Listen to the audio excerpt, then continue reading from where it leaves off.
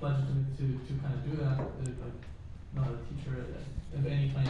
But I think what I wanted to thank you guys for giving me the opportunity to transmit some of the insights of kind of my musical practice. Maybe if you're into turntables, maybe you can take some very concrete notions from here at home for your practice, or if you're doing something else, there might be actually things here that can be transformed, even if it's not music, into other forms of art for art practice.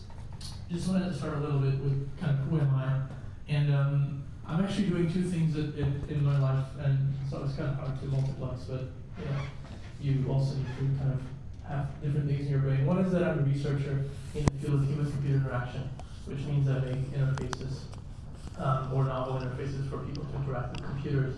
And in particular, I try to create interfaces that involve no screens and no keyboards and no mouse, that kind of interaction, so it's more a physical type of interface. So that's sort of a warning that I might start rambling about HCI things, human-computer interaction, and start using the word interface all over the place. This is one of sort of my favorite work, and just so you can see, this is sort of the idea that you can interact with a computer.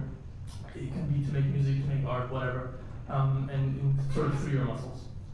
Obviously, what I do, as you saw last night, or I don't know if some of you were there, is that I'm also playing turntables sort of as my musical practice.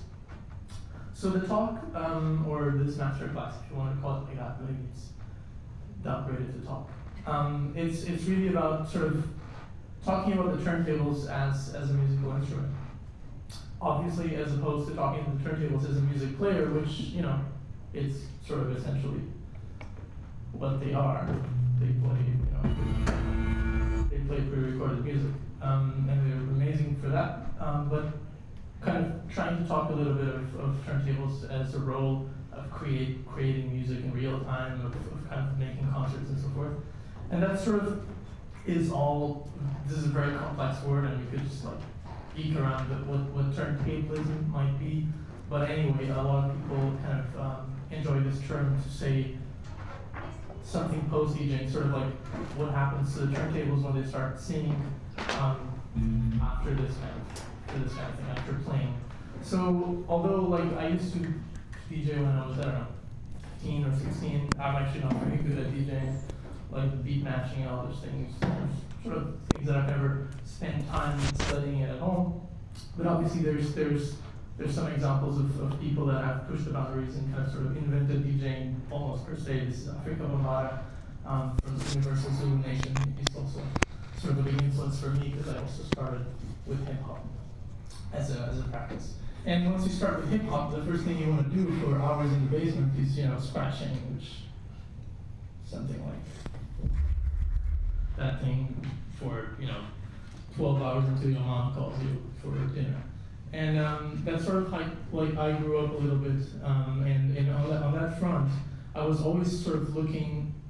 By the way, I'm just trying to give a little bit of a perspective also, because I don't want to come here and say like I've kind of came up with turntables as a musical instrument. This is millions of people doing this, and it's fantastic people. So I just wanted to acknowledge some of them. And I always grew up with sort of the idea of like being a scratch musician or something like that, scratch DJ, turntablist, hip hop. But I kind of realized early on that I was looking up at the guys that were very musical and not at the guys that were extremely technical. Although I really liked them, it kind of always felt like this.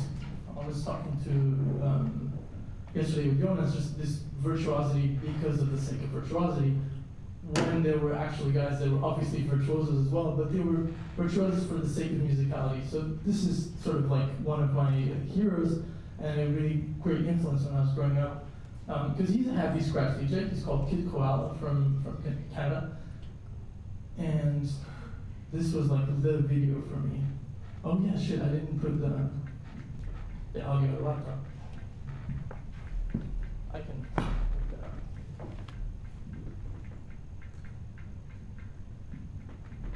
Somewhere I have audio on the laptop.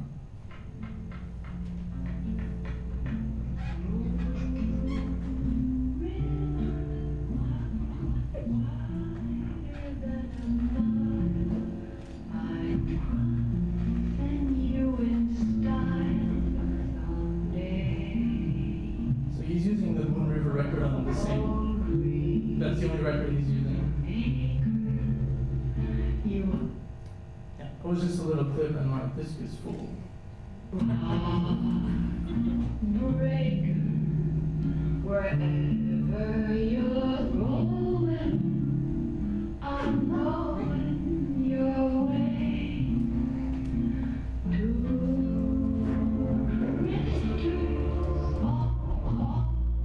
to see the world. There's such a lot of world to see. We're after the same rainbows and waiting round the bend. He has like turntables all over the studio. My huckleberry friend, river and me.